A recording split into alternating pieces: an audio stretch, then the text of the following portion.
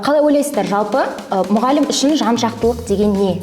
Негізі бұрынғы кезде соғыс кезінің өзінде жараланған солдаттар егер әріп танитын болса, оларды ауылға мұғалім ретінде жіберіп отырған.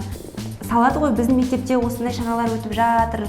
Оның кім түсіреді? Оның мұғалім түсіреді да. Мұғалім мобилограф болып жатыр, СММ маманда болады, сценарист та болады. Біздер тек мұғалімдерді солай қылып қарастырамыз да, ал басқа мамандық иелері ше? Мұғалімді егер біз жанып тұрған шырақ ретінде алатын болсақ, егер ол белгілі бір дәрежеде жақсы жанбаса, ол келесі бір шырақтың жануына үлкен үлесін қоса алмайды. Сол бір университет пен колледждің қабырғасы бізді қаншалықты жан-жақты болуға үйретеді деген сауал туындайды осы жерде. Мен білдім, мен толдым, мен барлық білімді алып қойдым деген адамға білімнің барлық есіктері жабылады да.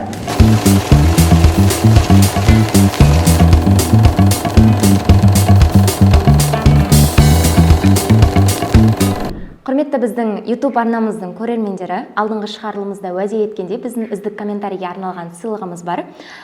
Осы үздік комментарийді оқып кетейік алдымен.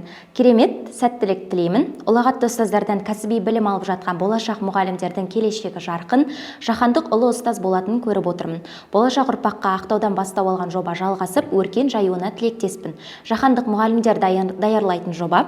Таза қазақ тілінде сөйлеп отырғандарыңыз қуантады. Осыдан қарап білімді ұстаздардың еңбегін көруге болады. Болашақта ұлы ұстаздар шығатынына сенімдімін. Өмірлерің шуақты болсын деген ізгі тілегін білдірген екен.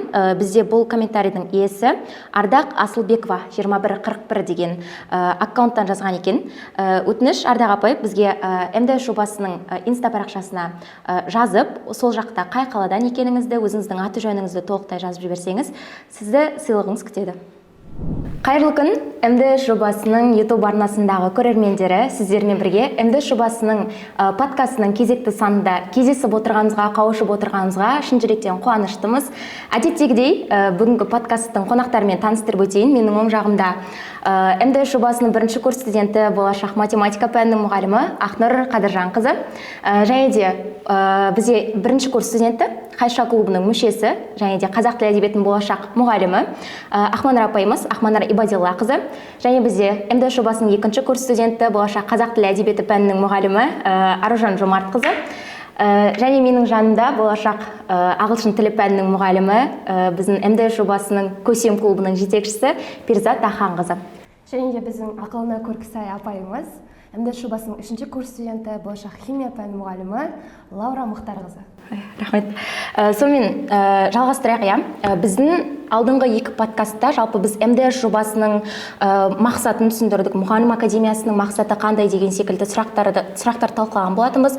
Екінші санда жалпы мұғалім идеологиясы туралы біз сөз жүргіздік. Жалпы мұғалім деген кім деген секілді. Енді осы подкастта жалпы сол тақырыптарды ары қарай өрбіте түссек, бүгінгі негізгі тақырыпты сол нәрсеге қарай бөлдік. Жалпы жан-жақтылық болашақ мұғалім үшін неліктен маңызды деген секілді осы бір сұраққа, сауалға жауап берсек бүгінгі подкастымызда. Қалай ойлайсыздар, жалпы мұғалім үшін жан-жақтылық деген не? Яғни жан-жақты мұғалім бұл қандай болу керек, немесе жан-жақты мұғалімнің бойында қандай қасиеттер болу керек деген секілді сұрақтарға жауап алсақ бірінші. Ең алдымен жан-жақты адам, жан-жақты тұлғаның бейнесіне тоқталып өтейік. Ол қандай адам? Ең алдымен өзінің ісінің шебері, мұғалім болса мұғалімдіктің бір шарықтау деңгейіне жеткен, дәрігер болса сол саланың ең үздік маман ретіндегі тұлға. Сонымен қатар әр салада, өмірдің әр саласында өзінің белгілі бір орны бар маман. Ол мұғалім болса, мүмкін дәрігерліктен сәл хабары болуы мүмкін, немесе ол ән айтуы мүмкін, би билей алуы мүмкін деген секілді әр саладан өзінің бір орны бар. Сонымен қатар ол адам осы әр саладан бір өзінің орнын қалдыру үшін ең алдымен өзін зерттейді, өзімен танысады, яғни өзінің қалауларын білетін, өзін тани алған, өзінің сезімдерін басқара алатын, жалпы өзін жаратылысын жақсы таныған адам деп айта аламыз. Жалпы айтады ғой, негізі жан-жақтылықты тұлға бойында қалыптасуда ең бірінші тәрбиенің ең бірінші орында тұру керек, ол нәрсе жан-жақтылық дейді. адам қалыптасып бастаған кезде, өзінің тұлға екенін сезініп бастаған кезде, ол міндетті түрде өзін іздей бастайды. Тұлға болып қалыптасу үшін қызығушылықтарына қарайды. Айтады да, біздің бойымыздағы хоббиіміз, біздің жан-жақтылығымыз кезінде біз қызыққан қызығушылықтарымыз бен мақсаттарымыздың жиынтығы деп. Кез келген тұлға болып қалыптасу үшін адамның өзіндік бір хоббиі, қызығушылықтарының арқасында дамып, жан-жақты тұлға болып қалыптаса алады. Ендігі кезекте біз осы жан-жақты адамдардың қатарына кімдерді жатқыза аламыз? Ол кезіндегі Әл-Фараби, Әбу Насыр Әл-Фараби, Жүсіп Баласағұни, Шоқан Уәлихан, Ахмет Байтұрсынұлы деген секілді кісілер ғой. Себебі олар бір саламен шектеліп қалмаған. Мысалға Ыбырай Алтынсарин тек мұғалімдікпен ғана қалып кетпеген деген секілді. Сол бір әрбір ұлы тұлғаның өзінің бір мысалға географиялық бір ашылуы болуы мүмкін, бір педагогикалық бір кітабы болуы мүмкін, медицина саласында немесе жалпы ғарышты зерттеу саласында болсын, өзінің қосқан бір үлесі бар. Яғни ол тұлғалар өзін жан-жақты дамытқан, әрбір өмірдің саласында өзінің бір қалдырып кеткен іздері, жаңартып кеткен, бір ашып кеткен жаңалықтары бар. Жан-жақты. Тура осы Ақнар апайдың сөзіне жалпы келісемін. Негізі бұрынғы кезде соғыс кезінің өзінде жараланған солдаттар егер әріп танитын болса, оларды ауылға мұғалім ретінде жіберіп отырған. Яғни олар мұғалім емес, мұғалім мамандығын оқымаған, бірақ сол салаға бір кішкене бейім адам болған еді. Ал қазіргі таңда мұғалімдер нақты мұғалімдікті оқиды, бірақ тек бір мамандыққа шектелмейді. Яғни олар мектепте мысалы кез келген жағдай болуы мүмкін. Мысалы өрт шығатын жағдай болатын болса, ол өрт сөндірушінің алдыңғы жасайтын қызметтерін атқаруы мүмкін. Немесе бала ауырып қалған кезде ең бірінші көмекті бірінші мұғалім көрсетеді. Яғни ол дәрігерлікті де білу керек. Тіпті қазіргі кезде негізі мұғалімдер көптеген қысқа мерзім сабақ жоспарын жасайды ғой. Солардың өзіне оған IT-ден, яғни компьютерден кішкене хабары бар адам болу керек. Яғни мұғалімдіктің өзі, мұғалім мамандығының өзі бірнеше мамандықтың қосындысы деп айтуға болады. Сіз қысқа мерзімді жоспар деп айтып жатсыз ғой. Сондағысы ол мұғалім сценарист болады алады да. Сонымен қатар қазір мектепте әртүрлі тәрбие сағаттары өткен кезде салады ғой, біздің мектепте осындай шаралар өтіп жатыр. Оның кім түсіреді? Оның мұғалім түсіреді да. Мұғалім мобилограф болып жатыр, СММ маманда болады, сценарист болады, дәрігерден де хабардар болады. Жалпы мұғалімнің бойына жинаған мамандықтары өте көп. Енді осы жақта мынандай бір сұрақ келіп тұр да, жан-жақтылықты біз қалай айтсам болады екен, қалай қалыптастыруымыз керек? Яғни бұл бір мамандық бойынша ма, немесе адамның бойындағы бір қасиеттеріне қарай ма, қабілеттеріне қарай ма деген сияқты. Оның бойында дәрігер мамандығында игеру керек, IT саласында игеру керек деген секілді неше түрлі салаларды айтып жатсыздар да. Ал екінші жағынан бір қалыптастыруға болады, бұл қабілеттердің жиынтығы ретінде. Мысалы, оның бойында ақындық қабілет болуы мүмкін, немесе актерлік қабілет болуы мүмкін деген сияқты. Неше түрлі сол бір қабілеттердің барлығының жиынтығын сол бір жан-жақтылық деп қарастырамыз. Сонда мынадай сұрақ келеді да, бұның қайсысы нақты түрде жан-жақтылық, немесе бұлардың барлығын бірдей жан-жақтылықтың ішіне бір үлкен бір жиынтық ретінде кіргізе аламыз ба деген сұрақ туындайды осы тұста. Негізі адам баласы, жалпы адамның денесі біздің тәніміз, жанымыз, ақылымыз барлығы көп нәрсені істей алады. Тіпті біз оны көзіміздің алдымызға елестете де алмаймыз. Және де адам өзін бір әлемде өзінің жаңағы Аржан апай айтып кеткендей өзін табу үшін көптеген салаларды зерттеу керек. Мысалға мұғалімді алып бір шетке қойғанның өзінде жалпы жеке тұлға ретінде де адам өзінің үнемі әр минут сайын іздеумен жүргені дұрыс. Және де жаңа айтып жатсыз, енді жан-жақтылық, менің ойымша жан-жақтылық дегенде сіз өзіңізді тапқаннан кейін мына нәрсемен мен өмір бойы айналыса аламын, мен осы нәрсені ары қарай өзімде дамытқым келеді және осы бойынша халыққа игілігімді, өзімнің пайдамды тигізгім келеді деп ойлайтын болсаңыз, онда соны бір өзіңіздің мамандығыңыз ретінде қабылдасаңыз болады. Бұл бөлек нәрсе, яғни сіз өмір жолыңызды белгіледіңіз. Ал егер жан-жақтылыққа келетін болсақ, одан кейін сізде бойыңызда ақындық қабілет болуы мүмкін, жаңа айтып өткеніңіздей.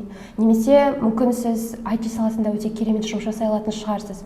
Бірақ бір адамдар болады, бұл нәрсеге өмірін арнағысы келмейді. Жай ғана бұл нәрсемен миын демалтады, өзінің жан тәнін. Ол үшін бұл жай ғана бір ағылшын сөзімен айтсақ релакс ретінде болып табылады.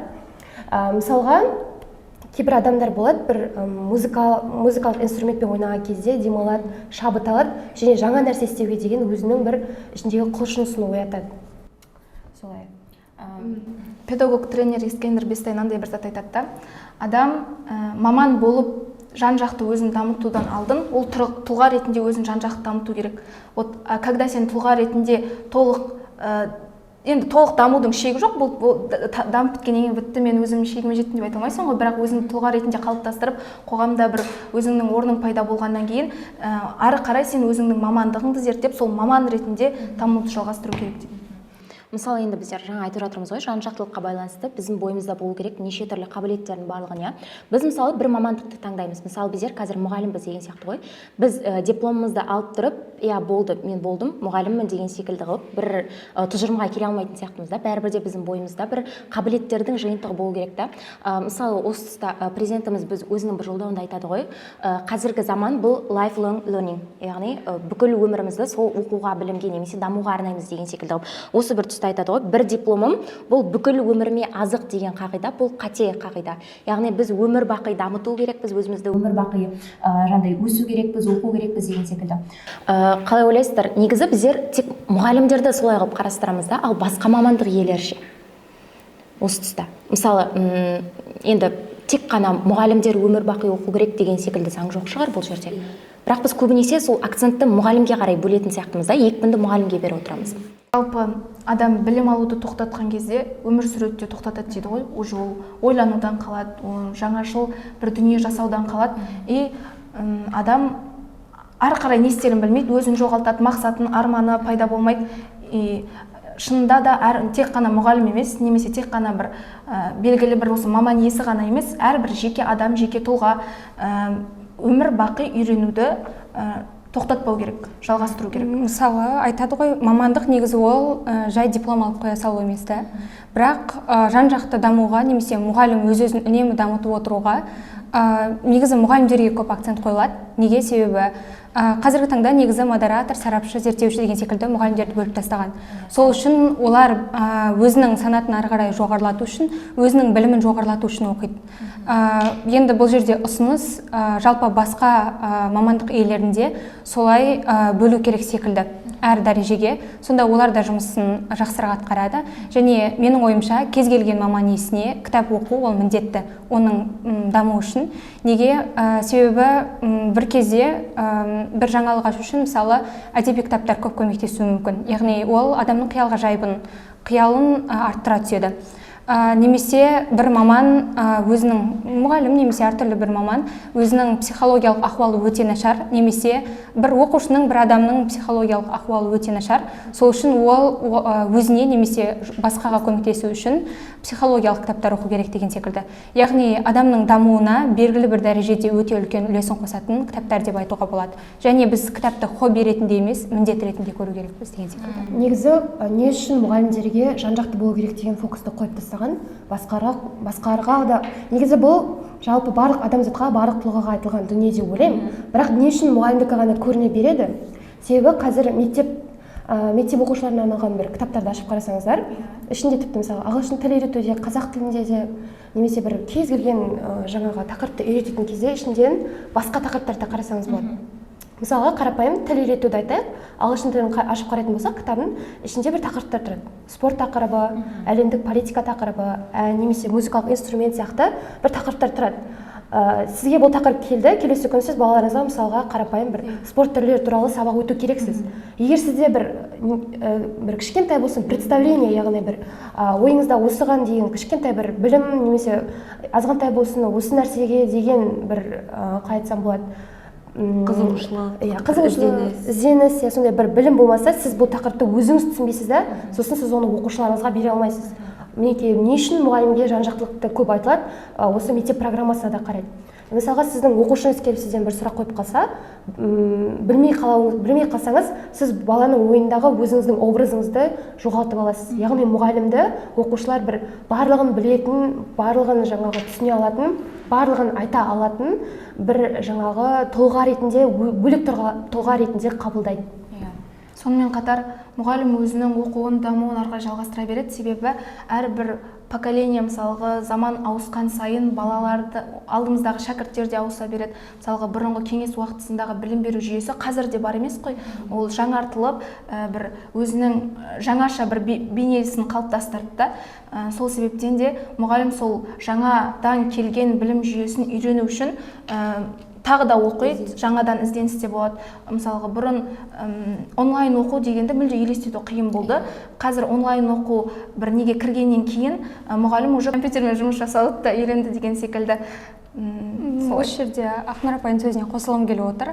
Негізі мұғалімді егер біз жанып тұрған шырақ ретінде алатын болсақ, егер ол белгілі бір дәрежеде жақсы жанбаса, ол келесі бір шырақтың жануына үлкен үлесін қоса алмайды. Себебі өзі өшендеп тұрған шырақ басқаға білімін құятын кезде өзі өшіп қалуы мүмкін деген сияқты ғой. Бұл бізге нені көрсетеді? Бұл жеке басты дамытудың маңыздылығының жоғары екенін көрсетеді. Яғни мұғалім бұл қоғамның бет-бейнесі, бұл мұғалім қоғамның айнасы болғаннан кейін қоғам бізге қарап дамиды, бізге қарап өседі, өнеді деген сияқты ғой. Жалпы бұл әңгіменің барлығы қайдан шықты? Жаңағы дипломға сеніп, соның күшімен ғана өмір сүру керек пе деген сияқты. Біз дипломды қайдан аламыз? Колледж бен университеттен аламыз, иә. Сол бір университет пен колледждің қабырғасы бізді қаншалықты жан-жақты болуға үйретеді деген сауал туындайды осы жерде. Мысалы, біз 4 жыл білім алады ғой, негізінен 4 жылға білім алып, дипломды алып, болды мен бәрі білдім, мен бір баланы оқыта аламын деп біз айта алмаймыз да. 4 жылдағы білім, мысалы, қазақ тілі әдебиет болса, мен өзімнің қазақ тілімді тек 15 апта оқимын да, бір семестр тек бір 4-5 ай оқимын, сондағы мен 4-5 айлық біліммен алдағы 20 жылда қаншама оқушыны тәрбиелей аламын, қаншама оқушыға білім бере аламын да.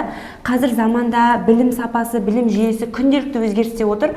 Мен де сол өзгерістермен бірге өзім бірге дамымасам, мен біреуге жаңашылдықты, жаңа бір тақырыпшаларды біреуге қалай үйретем. Дәл солай, сол себепті тек 4 жылдық сол дипломмен ғана шектеліп қалмай, біз өзіміздің мамандығымыз, академиялық біліміміз бар, одан бөлек оқушылардың қызығушылығы бар, кейбіреу аниме көруі мүмкін, кейбіреу драма көруі мүмкін деген сияқты оқушылардан сабақ беруден бөлек, олардың бір қызығушылығына да сен бір толқында, бір сарында болу үшін біз әрқашанда ізденісте болуымыз керек.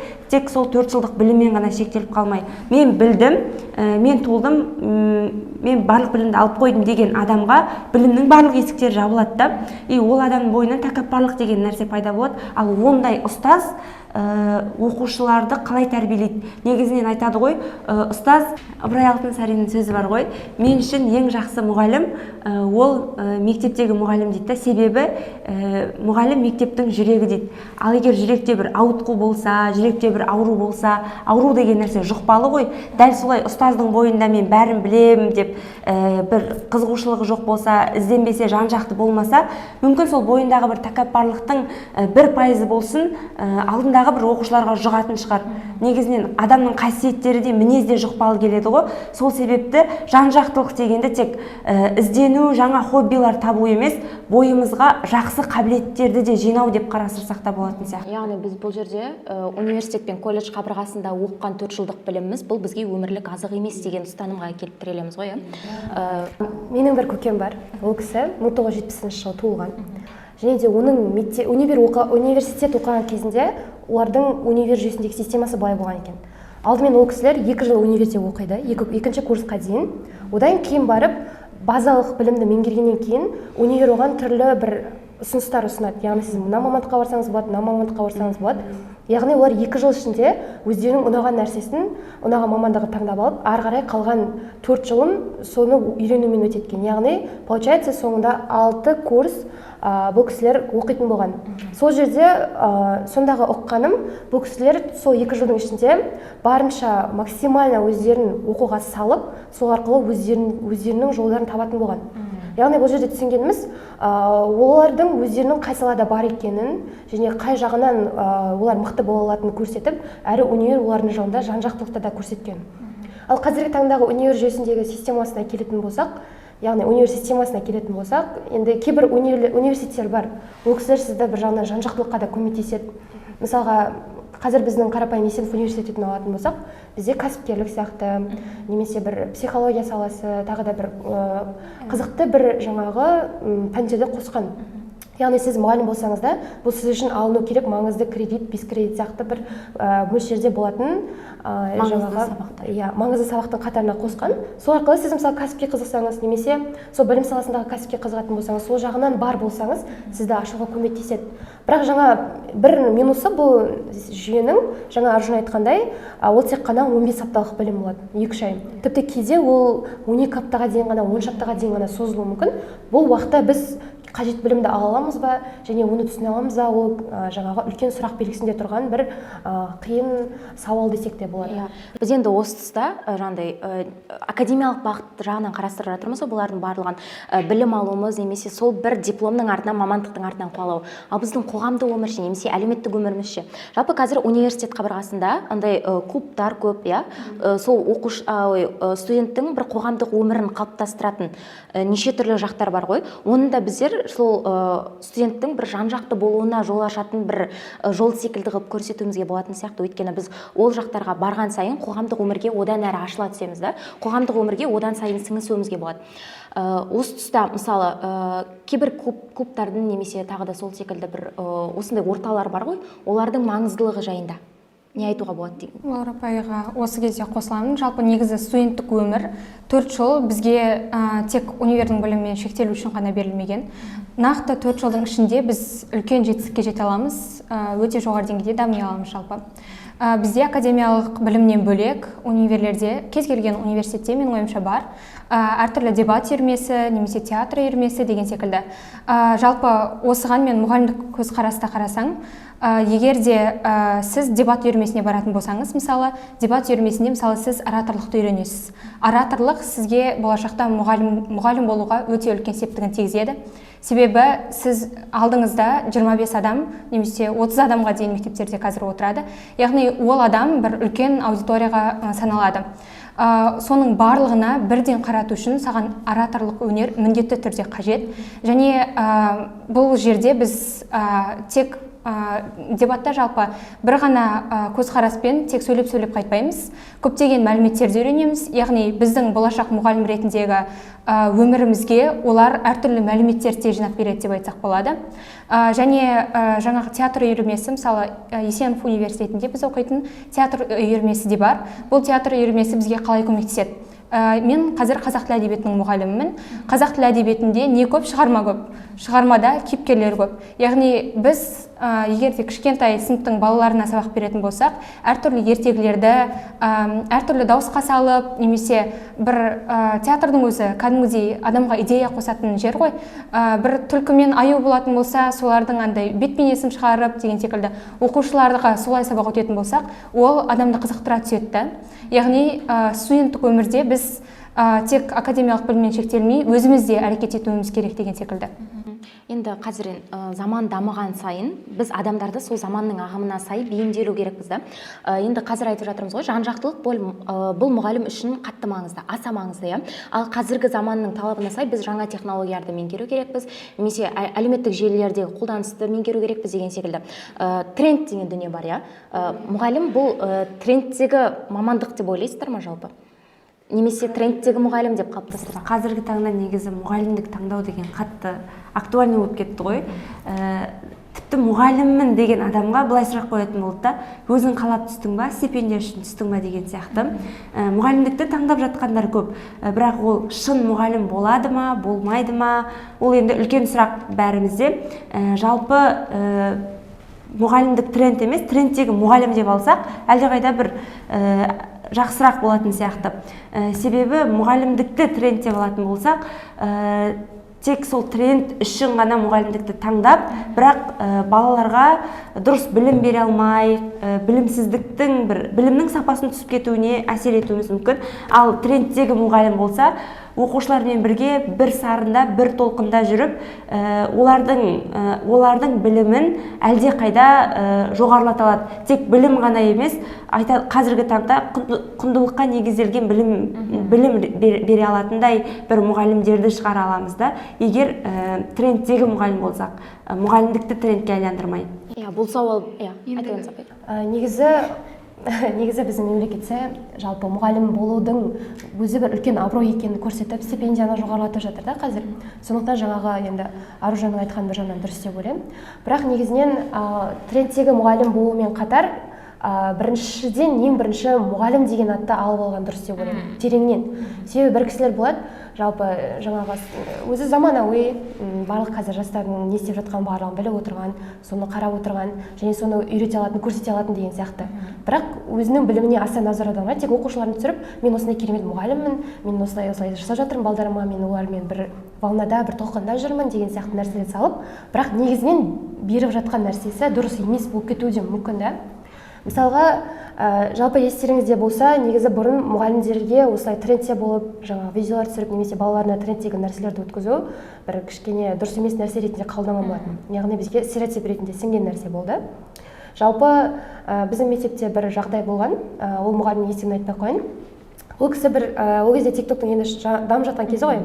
Ол кісі жай ғана бір тикток түсірген. Ол өзінің балаларымен бірге күлкілі жай ғана бір билейтін бір тикток түсірген музыкаға. Одан кейін оны біздегі қазір жаңағы қалай айтсам, танымал парақшалардың бірі өзіне салып жіберген да, бүкіл қалаға қарайтын. Содан кейін ол кісіге үлкен бір жаңағы сөгіс жарияланған, давка болды ол кісіге. Мына видеоны алып таста, сіз қалай ұялмай түсіргенсіз деген сияқты мектептің тарапынан да, жалпы қоғамның тарапынан да үлкен бір ауыр тиетін сөздер келді. Бұл біздің ардақты ұстазымыздың қалай айтсам болады, салын суға кетіріп жіберді. Яғни ол кісі негізінен өз мамандығының бір, өз саласының бір сондай шебері десем де болады. Барлығымыз мектеппен жақсы көретін кісі жай ғана бір видеосы үшін сондай сөгіске жариялап жіберді.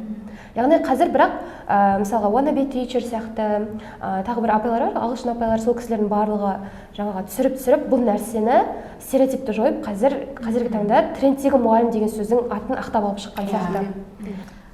Мен жалпы осы трендтегі мұғалім дегенді қалай түсінемін? Қазіргі уақытта, қазіргі заманда жаһандық осы телефон, техниканың дамыған заманда баланың назарын мұғалім 45 минуттық сабақта өзіне аударып отыру өте қиын. Себебі бала бір орында тұрмайды, қимылдап кетеді, если қолында гаджет болса, оны шұқылап кетеді.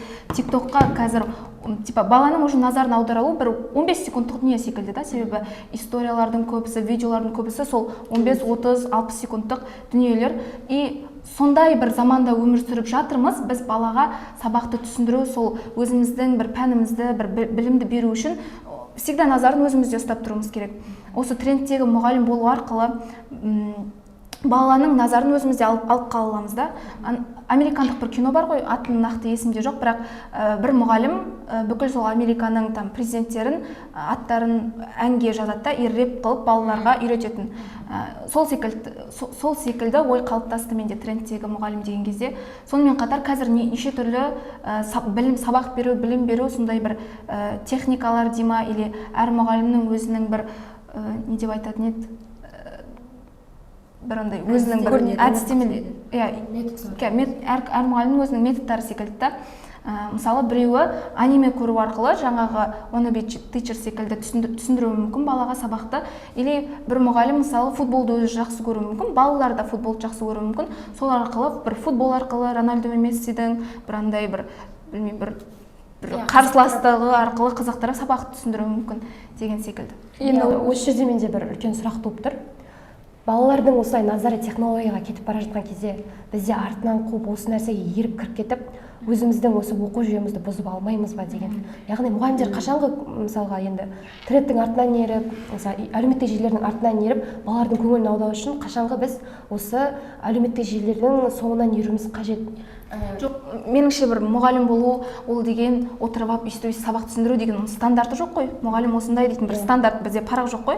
Сен қалай өзің сол берілген тақырыпты үйрету керек па? Қалай үйреткің келеді, сен өзің білесің деп ойлаймын. Жалпы бұрынғы стереотиптер бар ғой. Мұғалім ол осылай жүру керек, оңға солға шықпау керек. Сен мұғалімсің, сен үйде де мұғалімсің, мектепте де мұғалімсің, көшеде де мұғалімсің. Тек сен сол рөлде жүру керексің да, тіке барасың, тіке қайтасың деген сияқты.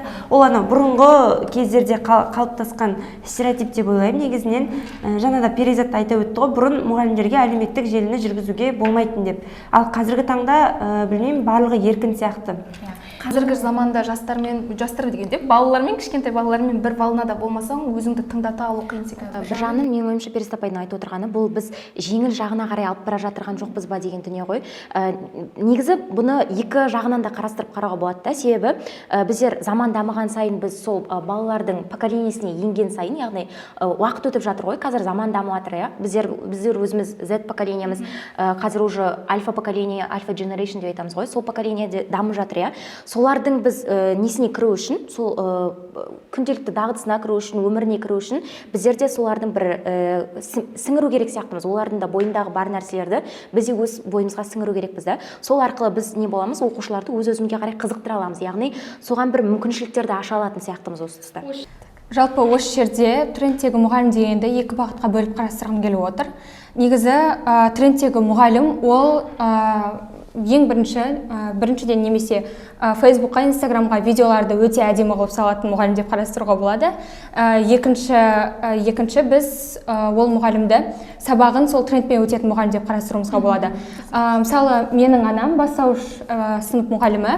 Менің анам көп видео түсіріп Инстаграм, Фейсбукқа сала бермейді, бірақ өзінің сабағында оқушыларға тапсырма беретін болсам, мысалы ноутбук әдісі деген секілді.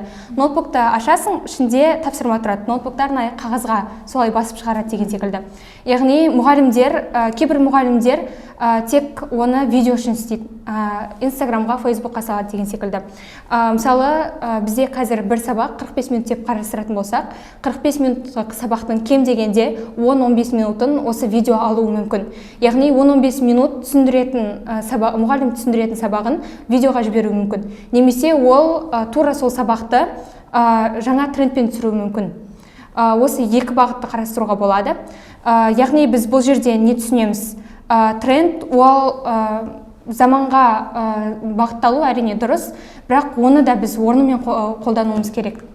Иә, Түркияда болған жағдайды естіген шығарсыздар, яғни екі мұғалімді сол жақта істеген қылығы үшін жұмыстан шығарып жіберген. Яғни бұл жерде аңғаратынымыз барлық нәрсенің шегі болу керек.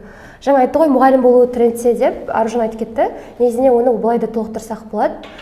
Мысалға, қазір TikTok'та, Инстаграмда ашып қалсақ, кейбір мұғалімдер, тек кейбір деп айтсақ болады, көпке топырақ шашпаймыз, өзінің оқушыларымен бірге видеоға түсіп,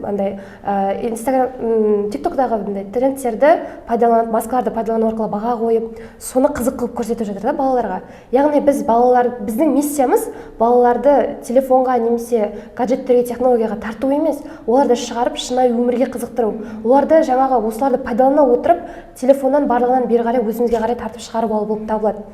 Сондықтан біз бұл жерде аңғаратынымыз, нені пайдалансаңыз да барлығының шегі болу керек. Ал жаңағы Түркиядағы жағдайға келетін болсақ, мүмкін бұл сіздің жеке өміріңіз шығар, мүмкін мұғалімнің жеке өзінің істегісі келетін нәрселер бар шығар, бірақ көпке үлгі бола алмайтын нәрсені мұғалім ұлтының келбеті болғандықтан оны көпшілікке жария етіп көрсетіп керек емес деп ойлаймын. Бірақ әрине әркімнің жеке таңдауы бар, бірақ сонда да одан барлығы үлгі алып, жаңағыдай оқушы ұстазды мінсіз көргендіктен біз ондай нәрсені көрсетуге бір жағынан түйінін айтқанда мүлде құқығымыз жоқ деп есептеймін.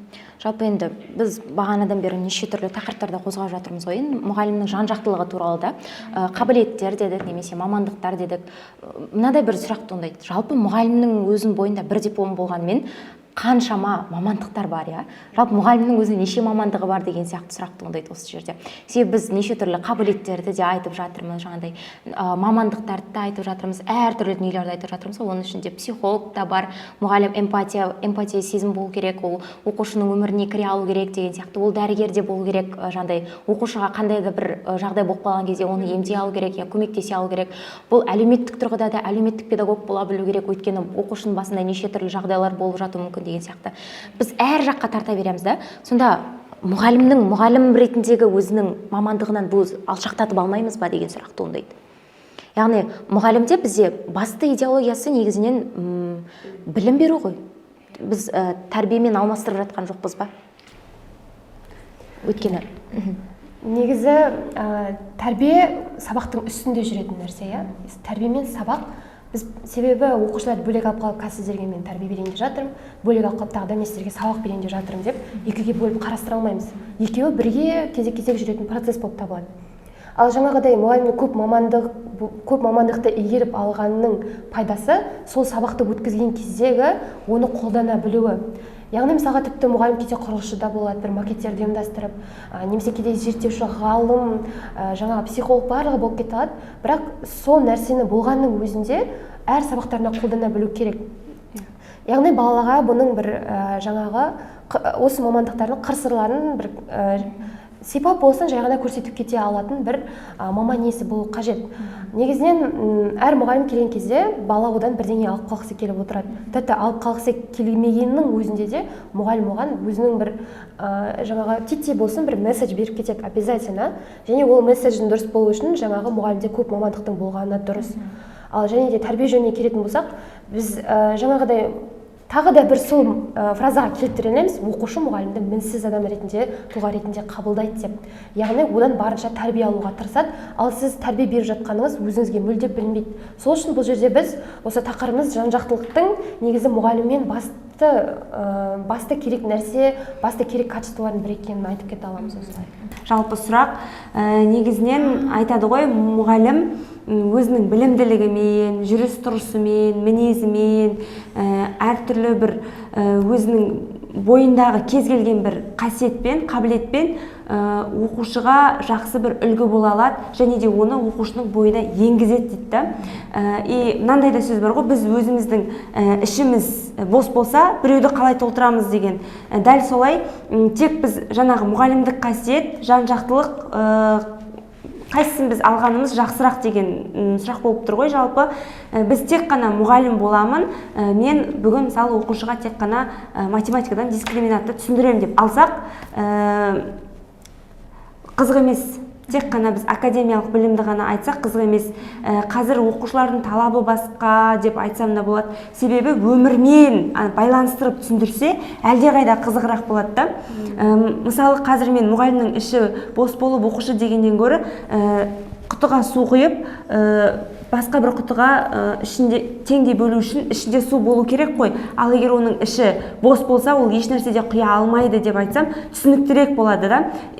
Есте сақтау да оңай болады. Дәл солай мұғалімдерде өзінің тек академиялық біліммен емес, өмірмен байланыстырып та түсіндірген әлдеқайда өтімдірек болады. Және де бұл жерде қорытындылайтын болсам, өз сөзімді жалпы мұғалімнің білімі, жүріс-тұрысы, мінезі барлығы оқушының бойына енеді. Бұл жерде мен негізінен сұрақты кешірім сұраймын Ақтар апай. Бұл жерде негізі мен сұрақты қалай қойдым. Бізде мұғалім және де ұстаз деген түсінік бар да, және де білім беру мен тәрбие деген түсінік бар. Осы тұста екеуін бір-бірімен байланыстыруға келіп тірелдім да. Мұғалім бұл бізде білім беретін маман иесі секілді көрінеді. Ал ұстаз деген бұл білім мен тәрбиені бір-біріне ұштастыра отырып, бір-біріне қоса отырып беруші, яғни жол көрсетуші, үйретуші. Ұстазды то есть мұғалімді біз сол ұстаздың ішіндегі бір келбет секілді қылып қана алу керек сияқтымыз да осы тұста. Осы дүниеге алып келіп тірегім келген еді негізінен. Ақтар апай.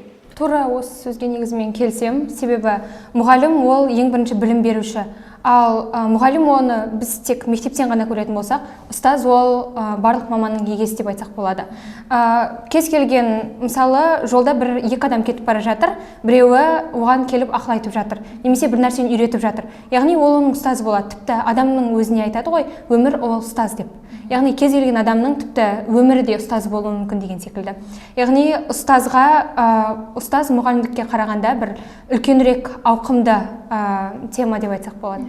Жаңа Аружан апай айтып кетті ғой, бізде оқушыға мұғалім бұл келбет болып көрінеді, бір белгілі бір жақсы кісі, жоғары жандай бір тап секілді болып көрінеді. Мұғалім бір оқушыға бір үлгі алатындай жан ретінде көрінеді да.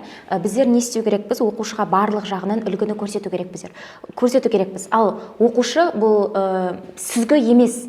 Оқушыға біз сүзіп беру керекпіз. Өйткені оқушы жаман нәрсені де, жақсы нәрсені де қабылдай алады, бірақ оның ішінде оңайлықпен келетіні жаман нәрсе ғой. Сондықтан жаман жақтарды өте оңай әрі тез қабылдай алады да. Мұғалім бір келбеті болғаннан кейін, оқушыға үлгі болғаннан кейін, ода бір стиль болу керек, ода бір тәрбие берудің жолы болу керек, жеке бренді болу керек деген секілді дүние ғой.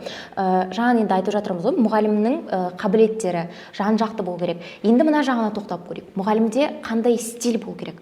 Жаңағыдай айтып жатырмыз, оқушы бұл мұғалімге қарап дамиды, мұғалімге қарап өседі, ал мұғалім өзінің жаңағыдай оқушының алдындағы қадір қасиетін ұғындыру үшін немесе түсіндіру үшін оның да бір белгілі дәрежеде стилі болуы, жеке бренд болуы маңызды сияқты, менің ойымша осы тұста. Жалпы негізі біздің мектепте көбінесе қатып қалған бір қағида, барлығына бірдей ақ көйлек, қара юбка кию деген. Жалпы менің оған негізі келіскім келмейді, себебі мұғалімдер, мысалы абай атамыз айтады ғой, адамға ең бірінші адамға жыртықсыз, кірсіз, таза киімбек дұрыс деп. Яғни ең бірінші кез келген маман, кез келген адам, кез келген мұғалім өзінің киімінің тазалығына, әдемілігіне, үтіктеліп тұруына мысалы мән беру керек. Сіз мән білесіз ба? Не үшін біз ақ рубашка киеміз? Не үшін рубашкамыздың цветі ақ? Жалпы осы тұста негізі ақ түс ол жалпыға ортақ түс, барлығына бірдей түс, ал яғни ол барлығының деңгейінің бірдей екенін көрсетеді. Және осы жерде мен мұғалімдердің киімін бір қара түске ма, бір қызылдың бір күреңдеу қызыл түске ма ауыстыру бәлкім дұрыс болар еді деген ой қосқым келеді. Неге? Себебі ол адамға бірден сенімділікті ұялатады. Мысалы, қара түстің өзі бір көргенде қара түс бірден ақ киімдердің арасында қара бірден ерекше көрінеді. Немесе қара бірден сенімді қылып көрсетеді. Яғни мұғалімге бір арнайы киім керек, және тек ол киімнің түсіне немесе түріне ғана мән бермей, оның әдемілігіне, тазалығына үлкен мән қою керек секілді негізі. Арнайы бір форма деп айтқыңыз келіп тұр ма? Арнайы барлық мұғалімдер осылай бір киінсін деген жоқ, секілді. барлық мұғалім керісінше бірдей форма емес, әрқайсысы өзіне бір ұнамды, мысалы қара түс болатын болса, ол оқушыға бірден сенім ұялатады ғой. Яғни біз мұғалімдердің барлығын бірдей ақ, сен міндетті түрде сіз ақ кофта кию керексіз деген міндетті алып тастау керек сияқты. Жоқ, егер де мысалға мұғалімдер мысалға әртүрлі, яғни форма еркіндігін берсек, мұғалімдер әртүрлі киініп жүрсе, оқушылар қызығып кетуі мүмкін. Олар эксперимент жасап, неге бізге де рұқсат жоқ деген сияқты бір қалай айтсам бунт пайда болуы мүмкін. Сондықтан бұл жерде менің ойымша стиль деген басқаша мағынада секілді. Мысалға, wannabe teacherдің оқыту стилін қарап көрсеңіз, жаңағы аниме стилінде өткізеді. Айга teacher бар, ол кісі бір жаңағы өмірдегі болып жатқан оқиғаларды ағылшын тілінде айтып, ол кісі басқаша өткізеді. Яғни олардың оқыту стильдері өздерінің аудиториясын қызықтыру мақсатына бағытталған. Мысалға, Айга teacherдің өзін алып қарасақ, ол өмірдегі жаңағы бір келеңсіз немесе бір адамдардың айтамыз ғой, абсурдный әрекеттерін жаңағы ағылшын тілінде көрсетеді. Сол арқылы біз оны жаттауға өте жеңіл ретінде қарастырсақ болады. Ал біз өзіміз үшін қалай басқаша стиль қоя аламыз? Мысалға, біздің мектепте қазақ тілі және әдебиеті апай болған. Және шынымды айтсам, менің басқа апайлар онша қатты есімде жоқ. Именно ол кісінің қалай сабақ өткізгені менің әрі есімде. Иә, ол кісі қазақ тілі өткізгеніне байланысты үнемі мысалға асық сияқты киіз үйдің бөліктері, жаңағы киіз үйдің ортасына іліп қоятын шаңырақтың кішкентай макеттері, түрлі нәрсені әр сабақтарына алып келеді. Және соны көрсету арқылы, сомен топқа бөліну арқылы деген сияқты бір өзінің жаңағы стилі қалыптасқанда, яғни мен ол сабақты әлі күнге дейін әр сабақ апайдың есінде. Сонда қарап отырсаңыз, жалпы мұғалімнің сабақ өткізу стилі бөлек болғаны өте дұрыс болып табылатын сияқты. Иә, осы жақта енді біз барлық жағынан қарастырып айтып кете аламыз ғой, бірақ та тақырыптан кішкене ауытқымай осы дүниеге келіп тоқталсақ, жалпы стиль дегенді әртүрлі жағынан қарастыруға болады. Жаңағыдай Ақманар апай айтпақшы, киім стилі, өйткені шынында да қара түс немесе қою көк түс, жаңа айтқандай күрең қызыл түстер шынымен де адамға сенімділікті ұялатады. Бәлкім бұл жағынан да біздер қарастырып қарауымыз керек. Және де Перизат апай айтпақшы, мұғалімнің өзіндік бір стилі болу керек. Яғни, изюминкасы, оқушыға білім берудегі әдіс тәсілдері, оны да бір үлкен стиль ретінде қарастыра алуымыз керек. Бұл екі тарапқа да шынында да қосылуға болатын сияқты. Осы тұста енді айтуға болатын сияқты мына дүниені жаңағы стильдерге байланысты. Мұғалім бұл жан-жақтылыққа тек қана қабілет арқылы ғана емес, ол өзінің стилі болуы мүмкін, жүріс-тұрысы, киім-киісі, бұны барлық арқылы көрсете алады, оқушыға үлгі ретінде танылады. Енді мына дүниені айтайықшы, бейімделгіш ұстаз және де бейімделген ұстаз деген дүние бар. Өйткені мұғалім не істеу керек? Мұғалім бір ортада немесе бір оқушыға ғана байланып қалмай, басқа ортада да ашыла білу керек. Осы тұста не айтуға болады? Өйткені мұғалім тек қана бір жерде қалып қойса, бұның өсуі қиын болатын сияқты, яғни бір жерде тұрақтап қалса. Жалпы айтады ғой, бір жерде тұрып қалған су сасып кетеді, көгеріп кетеді деп. Бұл жерде дәл осы сөз дәл келіп тұрған сияқты. Мысалы, мұғалімдер тек бір сыныпты ғана алып, жыл бойына тек сол сыныпты ғана тәрбиелемейді ғой. Бірнеше сыныпқа сабақ береді, бірақ жетекші ретінде өзінің бір сыныбы болуы мүмкін, ол кісілерге бауыр басып қалуы мүмкін, бірақ ол мектепті бітіріп кеткеннен кейін жаңа сынып қайта беріледі. Жаңа сыныппен қайтадан жас маман сияқты жұмыс жасайды да, себебі ол оқушылар адами қасиетін білмейді, ол кісінің білімін білмейді, қайтадан өзін мойындатуға тура келеді.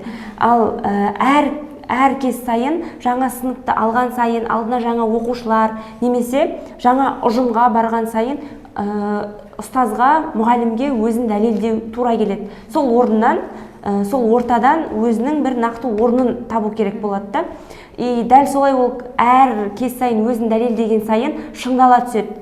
Өзін жан жақты бір шетінен дамытады, шыңдала түседі, өте бейімделгіш болады. Негізінен мұғалімдерге бейімделгіштік қасиет қатты керек деп ойлаймын. Себебі жыл сайын әртүрлі оқушылар алдына келуі мүмкін.